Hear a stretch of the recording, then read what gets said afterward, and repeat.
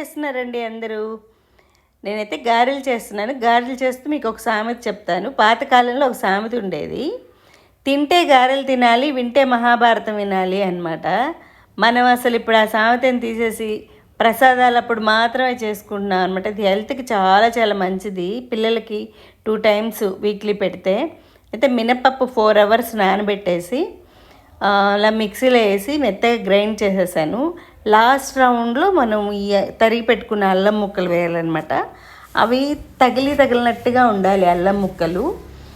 మీరు చూడండి, అలా మెదిగిన తర్వాత ఒక అర స్పూన్ జీలకర్ర వేసేసి, ఒక 10-15 మిరియాల గింజలు వేసేసి, కొంచెం సాల్ట్ వేసి చేత్తో అలా బాగా బీట్ చేయాలండి. చేత్తో అలా బీట్ చేస్తే మనం మిక్సీలో వేసిన పిండి అయినా బాగా పొంగుతాయి అన్నమాట గారెలు.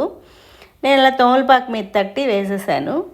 వేసేసి 1 సైడ్ కాలిన తర్వాత రెండో సైడ్ కూడా కాల్చుకొని తీసేస్తే మనకి గారెలు రెడీ అయిపోతాయి. మనకి ఎంత మంచి సామెత చెప్పున్నారో కదా పెద్దవాళ్ళు. ఇది తింటే చాలా బలమైన ఆహారం అంట ఇది.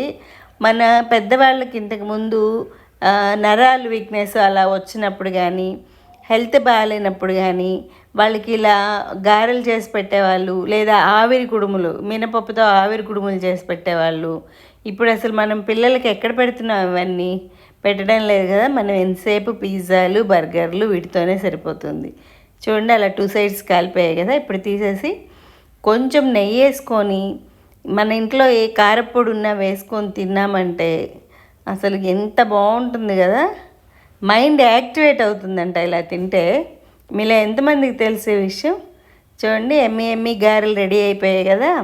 వీలైనప్పుడల్లా పిల్లలకి ఇలా స్నాక్స్ చేసి పెట్టండి. వాళ్ళు డిఫరెంట్ చట్నీస్ అలా పెట్టారంటే వాళ్ళు కూడా బాగా తింటారు. వేడిగా స్కూల్ నుంచి రాగానే పెడితే. మనం ఇప్పుడు ప్రసాదాల కోసం మాత్రమే చేస్తున్నాము.